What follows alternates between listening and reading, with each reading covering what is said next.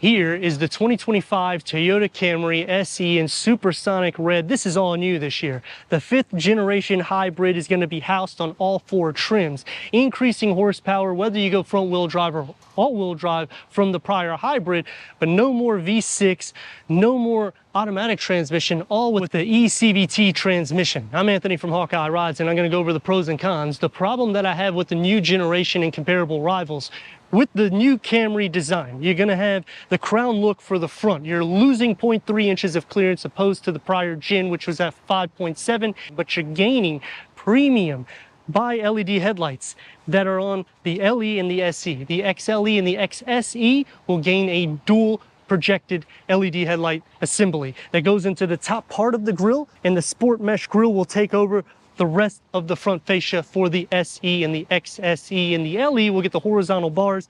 Both will go into the air pocket, but this is going to have the accent lights with the side splitter. So it's going to have kind of a ground effect kit for the front, making it look a little bit more sporty than the LE. And underneath the hood gets the 2.5 liter 4-cylinder hybrid, which has a combined of 225 horsepower and 163 pound-feet of torque, which is the same as the prior gen.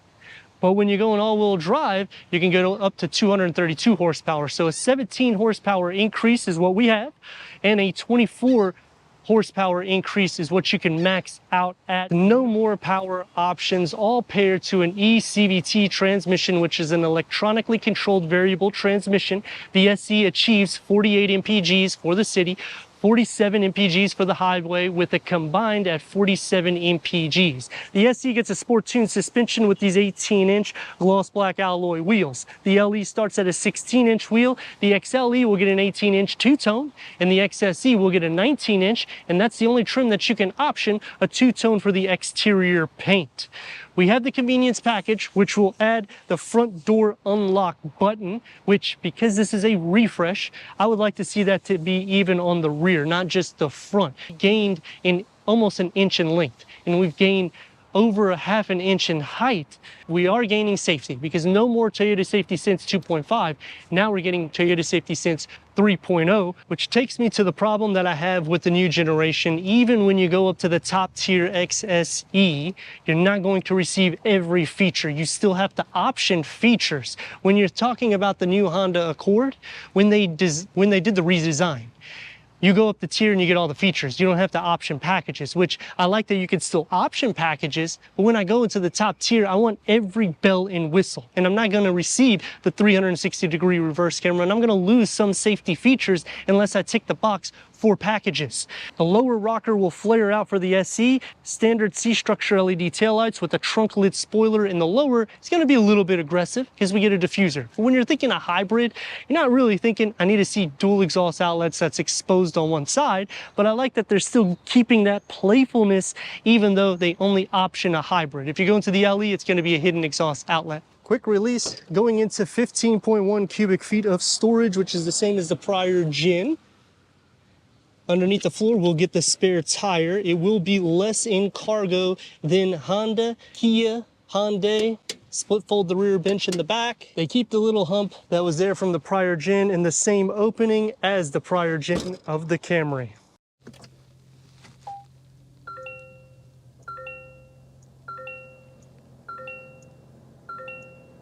10-way power seat adjustment for the driver, 6-way manual adjustment for the passenger, the soft tech seats. This has the convenience package, so we add the auto dimming rear view mirror, and we also have added the moon roof, headroom, and leg room.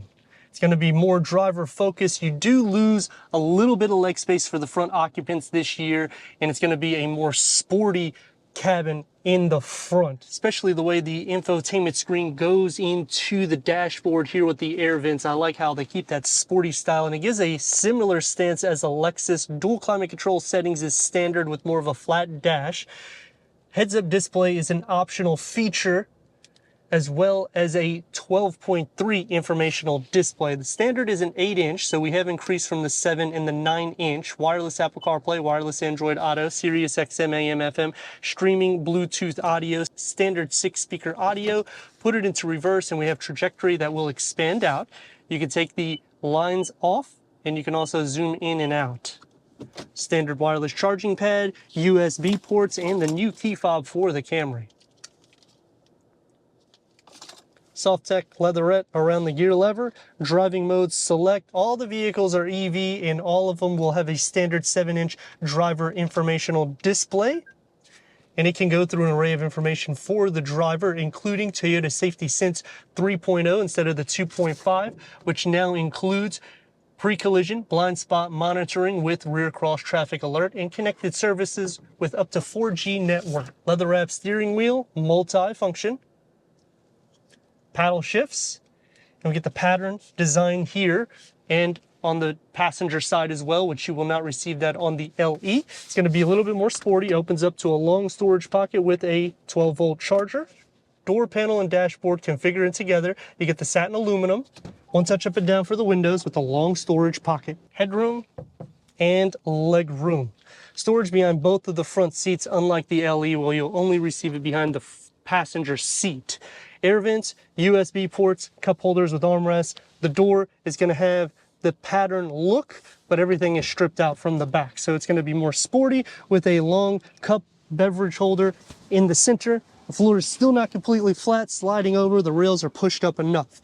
Leg space, butt and shoulder space, it's not going to be too much of an issue in the Camry. Headroom can be a little bit more so because of the way the headliner is. 17 or 24 horsepower more than the prior gen, depending on front wheel drive or all wheel drive configuration. So I do like that we get a power increase. I also like that we get great MPGs, because when you're thinking about rival perspective, Toyota always just goes right out of the ballpark to get the best MPGs and one of those smooth drives. Similar to a Lexus, it's not going to be butter smooth, but it's going to be a lot more quiet for this new generation.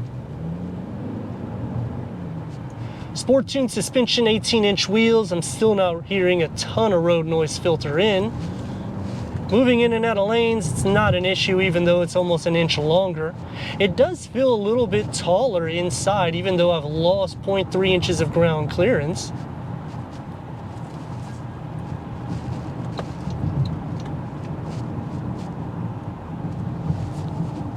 It's just a smooth ride. I mean, the rework is great with the seat cushions. They're also a little bit longer for the butt area and for the back bolstering. The back seat's a little bit more comfortable as well. Charging ports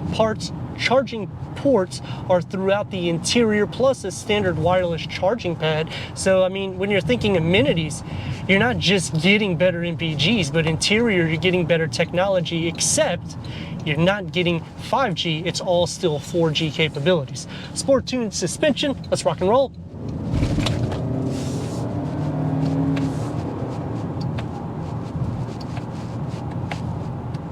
Paddle shifters for the regenerative braking.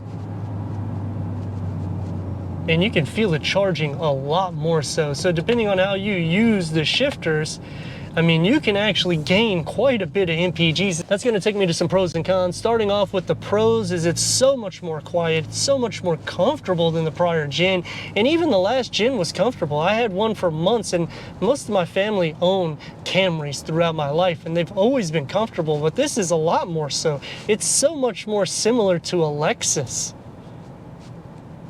I like that we're getting a standard 8-inch with options for a 12.3. You can still option the 9-speaker JBL audio sound system. When you go into the XLE, you can option things like the heads-up display, which is 10 inches. Now, when you think about Honda, you can't even do that. You have to go to the top tier in order to get a heads-up display. Now, obviously, they got a Bose sound system, which is a little bit better than the JBL sound system, but then the pricing is still less when it comes to the Toyota. Some cons is we've increased about an inch in length, but yet cargo is still the least in class. The only vehicle it beats is Subaru. If you option any vehicle under the SE, I feel like you're going to have to tack on packages, which will put you to an SE pricing. So really, the SE and the XLE is the sweet spot of the vehicles, because both of which have a sporty style on the exterior, and you can option features that will be near the XSE. But the problem that I have is that you still have to option features when you go into the XSE, like the 360-degree reverse camera, and safety features like lane change assist, the front and rear parking assist with automatic braking, traffic jam assist, driver monitoring sensor. I mean, when you're starting to think at the price that you're gonna hover at, I wish that those features started getting thrown in, because if I think about the Honda Accord, I'm getting all the features, I don't have to add anything. But a con for them is you have to go up to the top tier to get every feature. So it could be a pro and a con, but for me, when you go to the top tier, I want all the bells and whistles. And when you're thinking competition like Hyundai, Kia, and Subaru, you can option vehicles that have a lot more power underneath the hood, which I kind of wish that at least we had something that would give us more of an increase of horsepower opposed to just having a front wheel drive or an all wheel drive variant. But for an overall family vehicle, I think they captured everything that's needed for a smooth drive, great MPGs, and upgraded technology. But let me know your thoughts in the comments, and if you're new to the channel, consider subscribing. Check out the next video, merchandise, website, and Instagram. Leave a comment and a like, and I'd like to thank Gettle Stadium Toyota for giving us this 2025 Toyota Camry SE for our car review.